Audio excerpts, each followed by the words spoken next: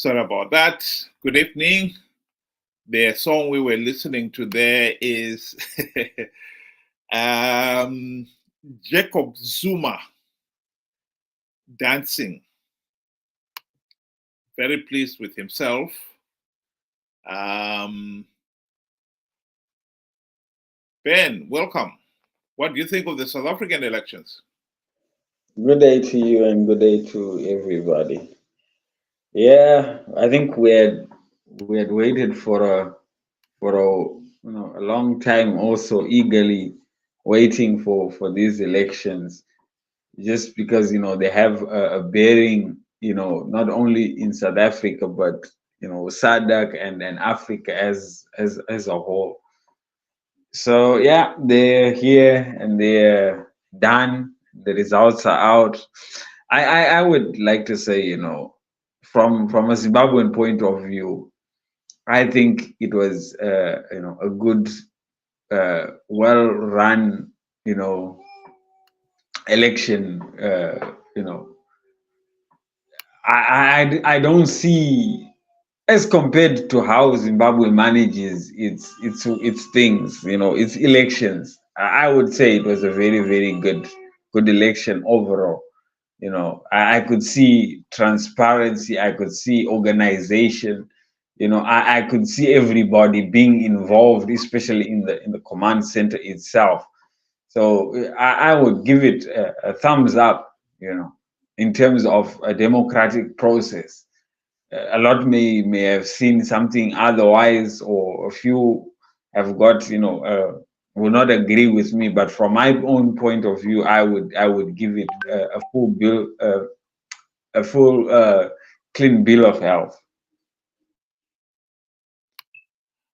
Well, let's just listen to this short.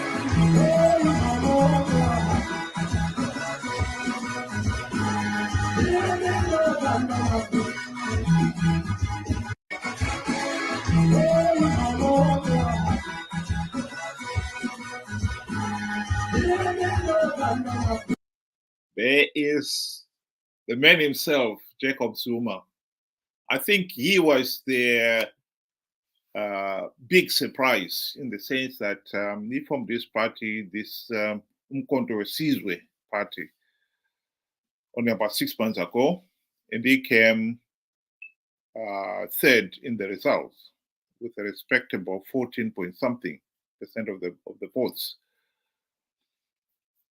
I think the biggest important thing here is that ANC, which was so super confident that they will retain power, they will form a government, an ANC government, have been told by the people that they should never take the people for granted. There cannot be any doubt that ANC's performance in office this last 30 years has been a great disappointment.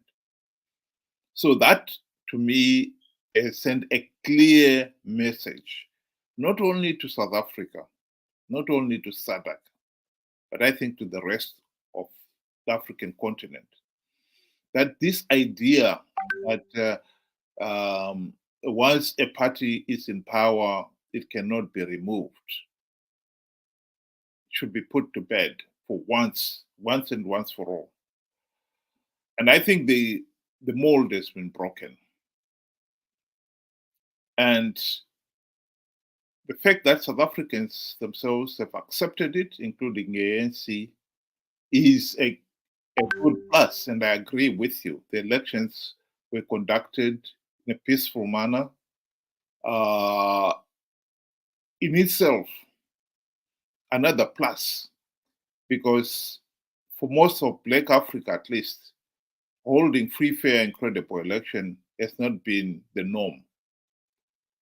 And these ones, and the fact that even when to the point of losing, one could say maybe the last 30 years South Africa ANC was winning, or they didn't see the need to rig. But now when even they saw the need to rig, they did not do so. And they've accepted the results with coming grace. So what is going to happen here now next, Ben? in your view, what would be the best way forward for South Africa? So the next step for South Africa is obviously they have to form a coalition for them to actually have, you know, a government that constitutes at least 50% of, 50% plus of the whole election process. So now I think it's now a matter of, different parties sitting down and actually, compromising, their positions, and then figuring the best way out, you know, the best way to come together to actually form a government. And I think it's going to take, some time for them to actually agree, because from the way I see it, I think there are most parties actually are a bit far apart in terms of policies and how they see things going forward. So it's going to really be, a fragile couple of days of try and make or break, but I think at the end of the day, a government will be formed, but to say which exactly, I'm not too sure right now, because I think when I looked at their policies, there are similarities, but the majority of them, they seem to be, far apart. So it will be interesting to see how, they compromise and how they actually come together and form a government. Well, the party that can form a government that has got enough votes, which is ANC, with 40% of the votes, they only need maybe they've got, if they're going to go with one other party, they could go with DA, who have got 21% of the vote. Personally, if I had anything to do with it, I would advise that it would be best for South Africa to have a ANC-DA coalition government. Because to start with, ANC has not been really the radical party that we have seen in some of the other countries like Zimbabwe, with ZANU-PF, far left, with the socialist ideas and so forth. And DA is also business oriented, so the two could work together. And I think DA would be very useful in this case in being the restraining force to stop ANC's weaknesses of corruption and mismanagement, which were one of the root reasons why South Africa's economy had tankered this last 30 years. One cannot say it was because of bad policies per se, as the kind of thing that we saw in Zimbabwe, for instance. So I would say that coalition would do.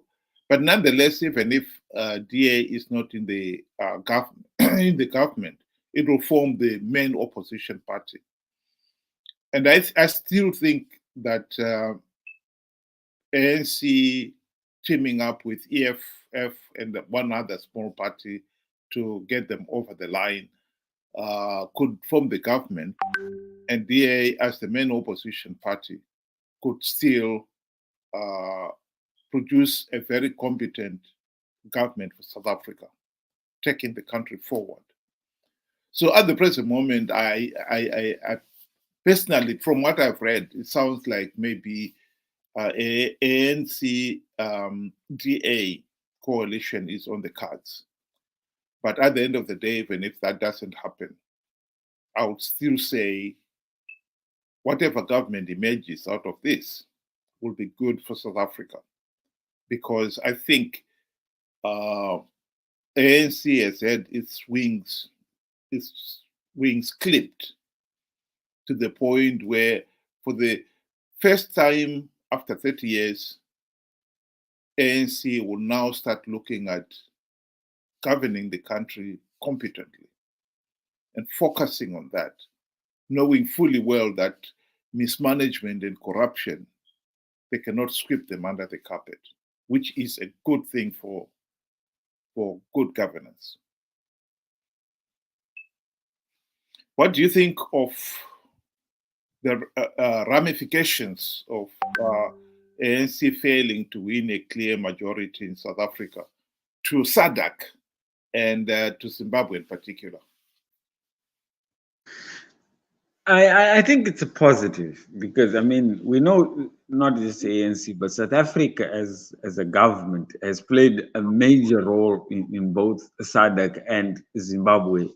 And, you know, having them, you know, not outright winners and having to come together, like you said, they have had their wings clipped. Because I think as one of the liberation movements within Southern Africa, they thought they had the divine power, just like what we experienced with ZANU-PF in Zimbabwe. And let's not forget, these two are sister parties. You know, they're very, very close and they work hand in hand. You know, even, you know, despite us also, you know, we just had our election, and the whole of most SADC countries, or let me say SADC, you know, did not give our election a clean bill of health. But you find out that it was the South African government that actually flew with two others that flew to come and congratulate, despite, the SADC report that damned the elections. So I think now that we have an opportunity of, a coalition within South Africa, and we're having oppositions within government, I think they will now dilute that stance to say, the liberation movements are the sole, owners of a country. ZANU-PF should be, should govern forever. ANC should govern forever. It's like a birthright. So I think by removing that factor out, I think now within SADC we get a voice for the opposition.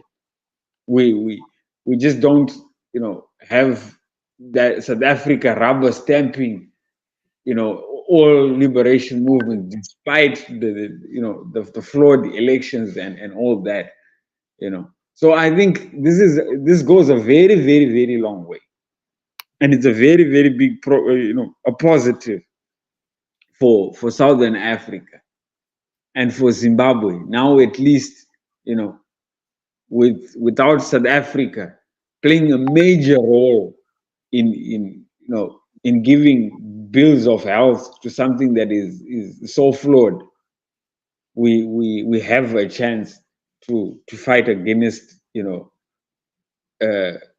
these regimes that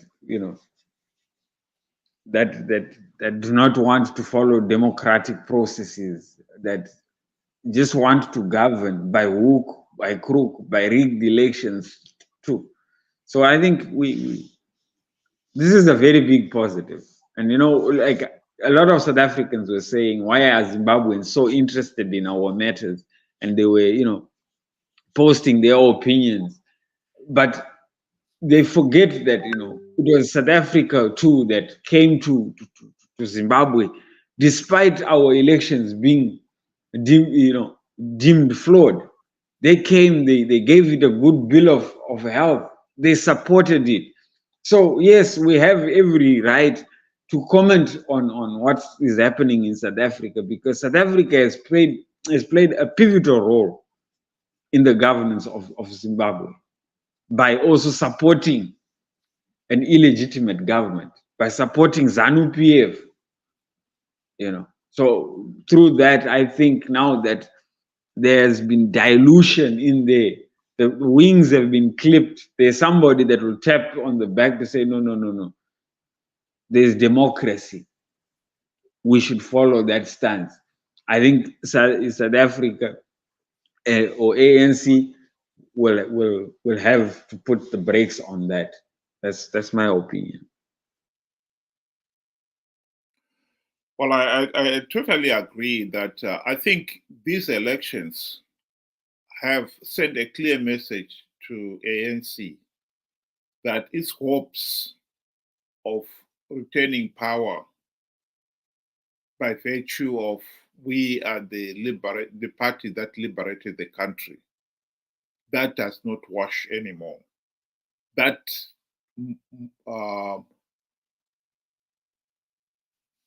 that formula has been broken. That mold has been broken.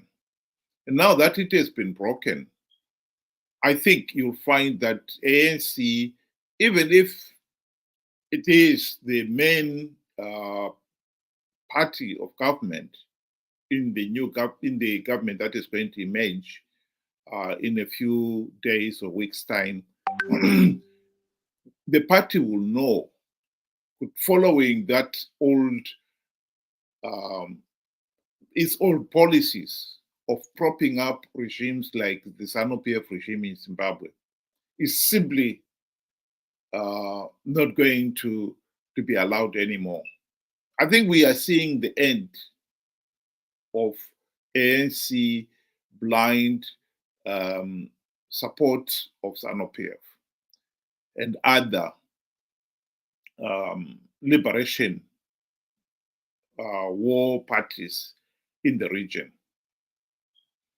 If the party itself is accepted, but it doesn't have the divine right, it will be nonsensical to think they will still pursue that view in other countries on behalf of other liberation movement parties. So I think that is now laid to bed. In South Africa itself, we are seeing the end of that belief that I think it was a way of desperately trying to hang on to power in terms of ANC itself, because particularly in the last 2 decades, the party realized that its own position, its own ability to hang on to power was being seriously threatened by virtue of the party failing to deliver on economic and political change in the country. But that has now been settled.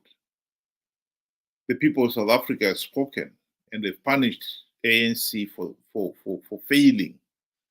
And from now on, I think they will be focusing on the issues. So I do not see the causal relationship that ANC and ZANU-PF had continuing going forward.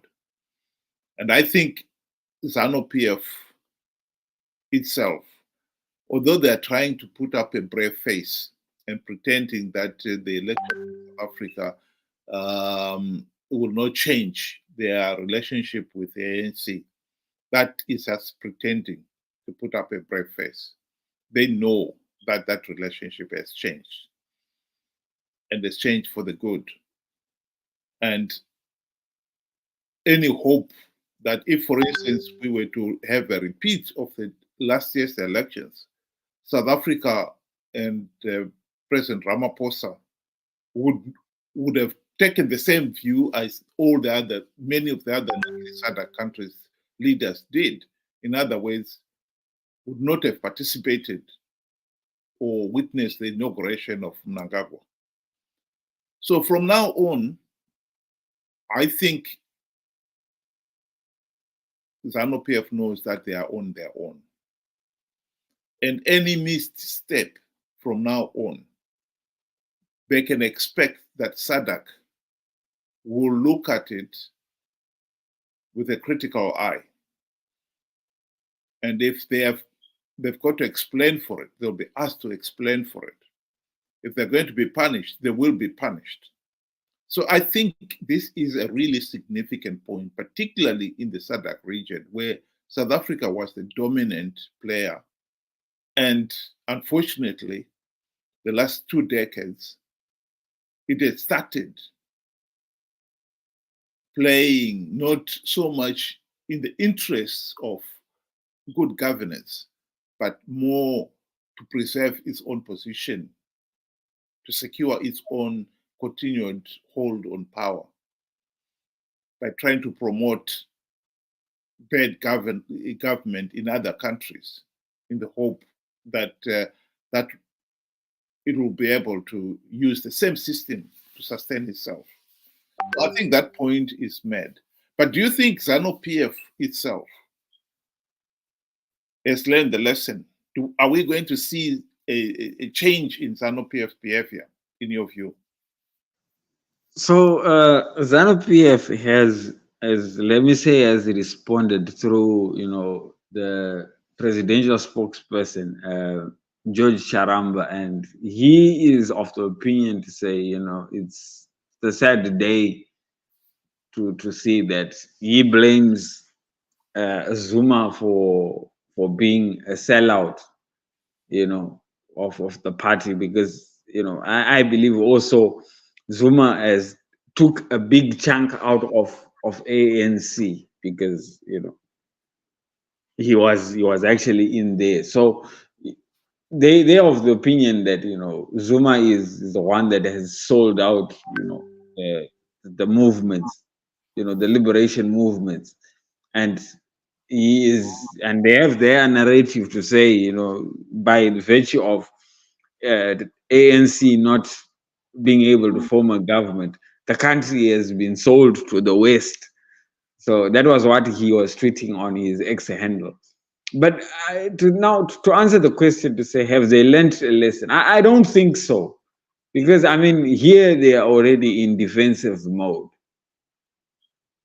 But they're already in defensive mode to try and squash this whole thing. But I think it's an eye opener. In the back of their heads, they know that we are slowly losing popularity, as these here liberation movements, and their idea to say that they will rule forever is slowly coming to the realization that it could change, but it's different. I would not be quick to say it would change in Zimbabwe, because I mean we are seeing a huge contrast between how the elections in South Africa were run, how they were conducted. And I mean, if you see Zuma dancing like that, you would have thought he's the one that won the election, but he only came third. But he's accepted the outcome, which means it's a positive. It further gives a green bill of a bill of health to say, when you find the opposition are happy about the outcome of an election, which means the process was democratic, right? Other than in Zimbabwe, where we don't have that democratic process, we have rigged elections. ZANU-PF, would not, I do not think they would learn their lesson. Otherwise, they would now go back to the drawing board to try and further strengthen their position. How are they going to do it much better the coming election? So I wouldn't say they have learned anything from this, other than how do we further put our grasp or our grip onto power. So it's difficult to say they have learned. I don't think so. I would say ZANU-PF is a creature of habit. ZANU-PF, after ruling for 44 years, know that if they were to hold free, fair, and credible elections in Zimbabwe today, they would lose big time. All this talk about sanctions, blaming everybody else for the country's problems, or Mnangagwa coming up with his propaganda on how things are getting better and the country is heading for Vision 2030, where we'll be an upper middle income country. Forget it. People, if they were to be given a chance tomorrow to have free, fair, and credible elections, their number one priority will be to get rid of ZANU-PF, period. So ZANU-PF is in my view, is in an enviable position in the sense that they know, after rigging last year and getting away with it, thanks to the help from South Africa in particular, now that ANC is no longer there to help them, they know that rigging elections now, they can rig them, but getting away with it will be a different proposition. So, as much as they would want to change, they have no option because they can't afford to lose power. They would desperately want to hang on to power. And the only way they can hang on to power is by rigging the elections. This is the difficult position for ZANU-PF.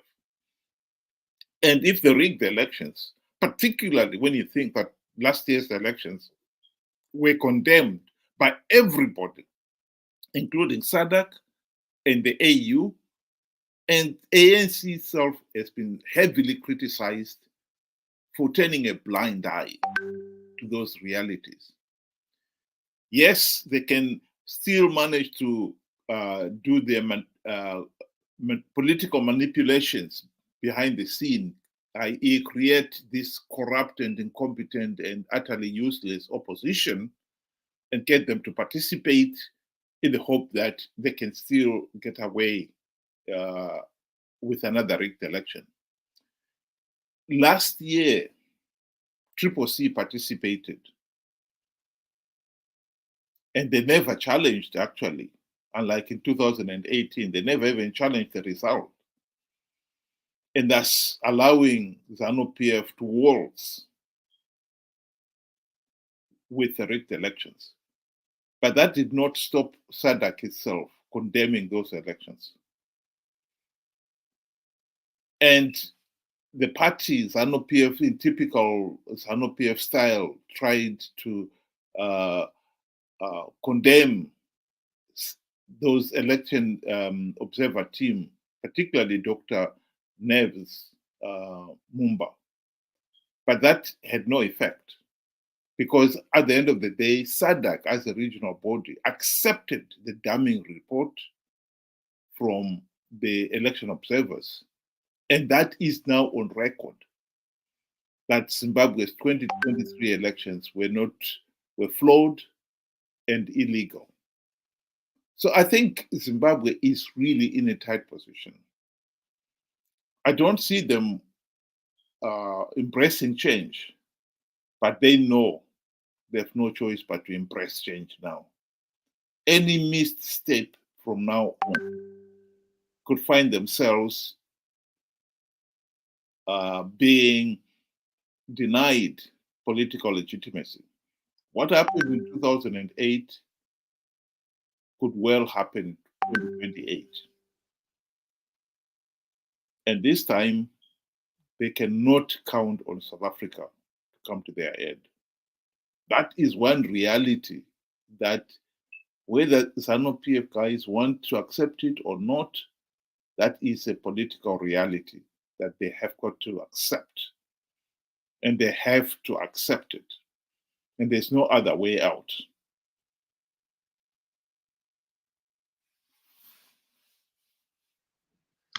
Yes, I agree with you to say that open relationship with, between ANC and ZANU-PF, where, they would outright support, even though, SADC has condemned such practices like, the 2023 election.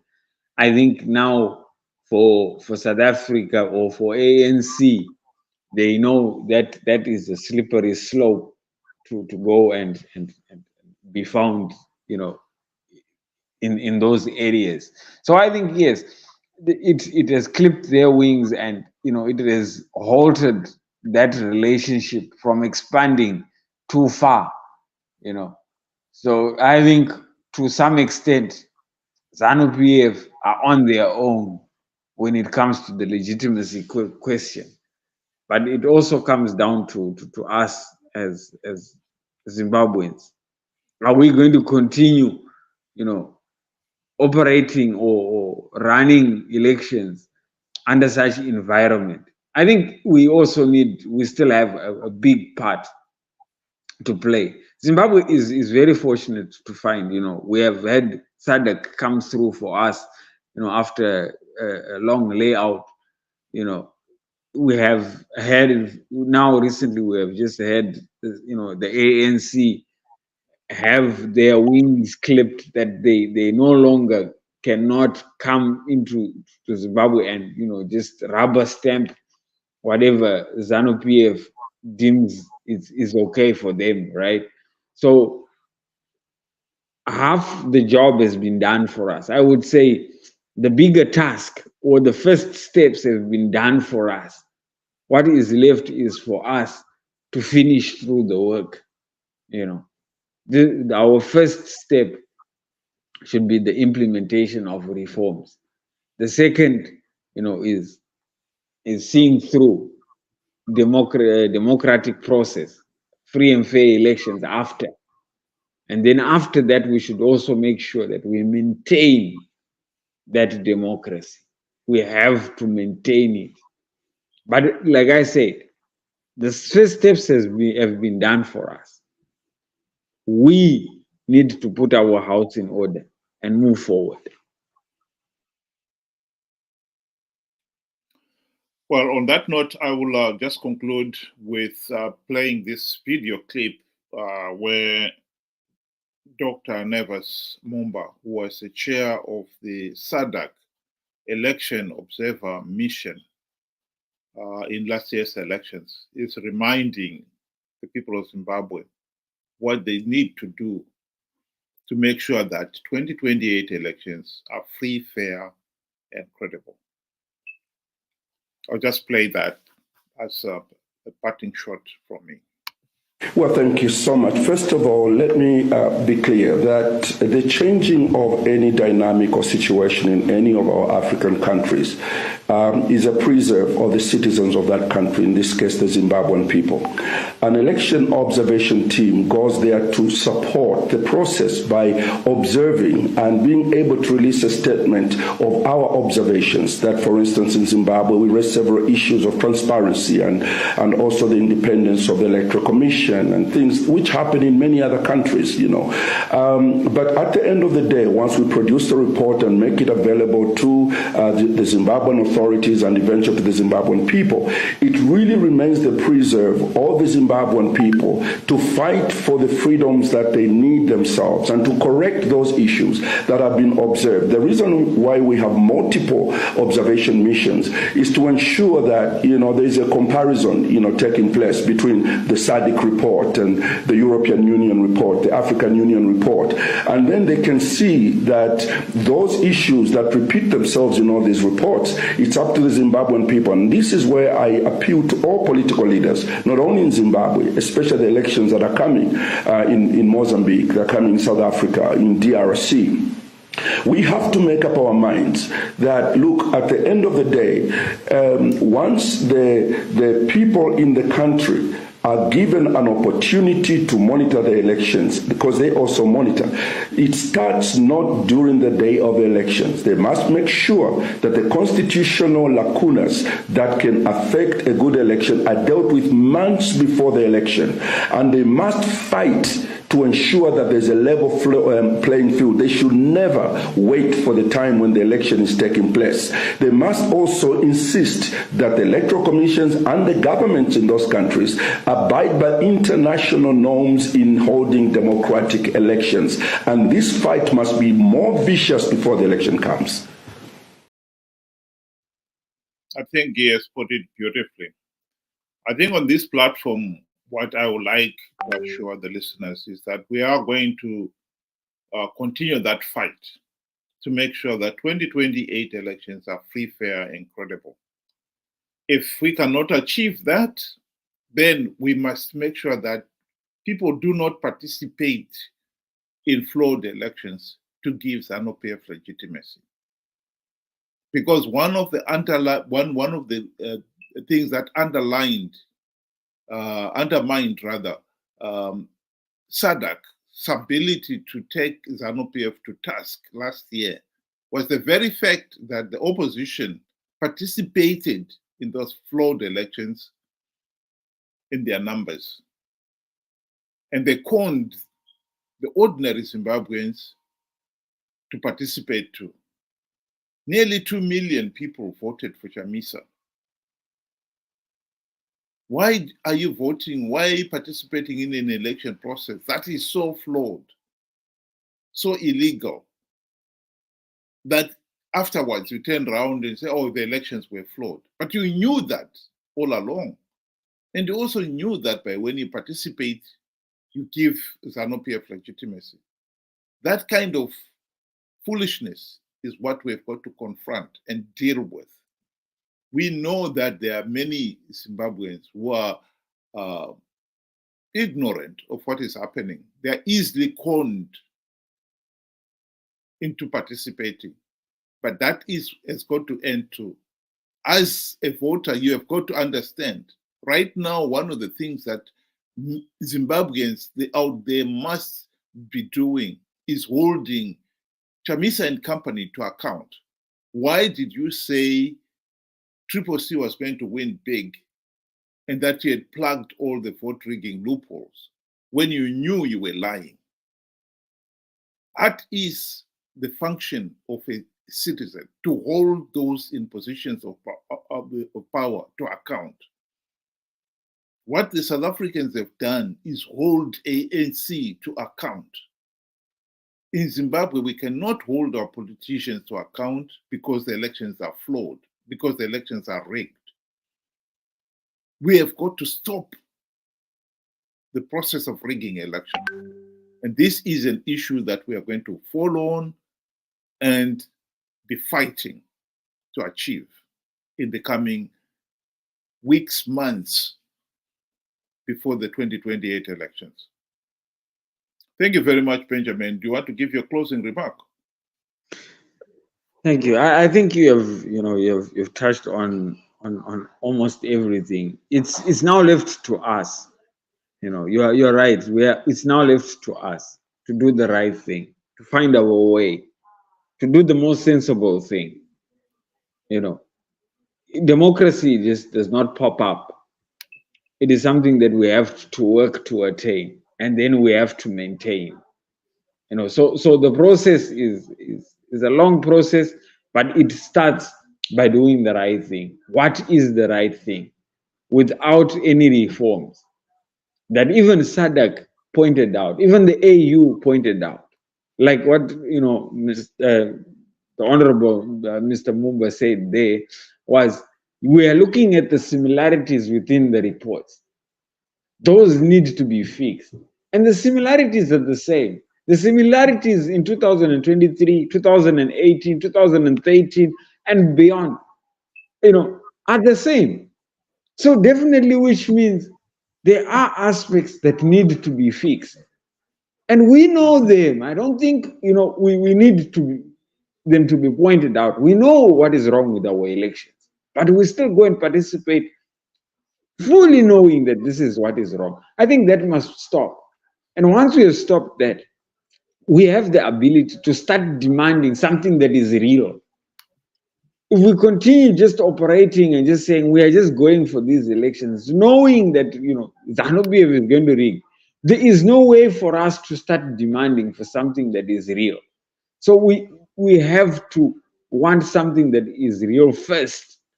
Demand for a democratic process, a transparent process. That way, I think that will lay the foundation to the end of all this whole nonsense of participating in rigged elections and ZANU-PF getting away with it. And with that, I conclude. Thank you very much, Ben. And to the listeners, thank you very much for joining us tonight. And I hope you'll do so again tomorrow. Same time, 7 o'clock UK time, 8 o'clock Zimbabwean time. Good night.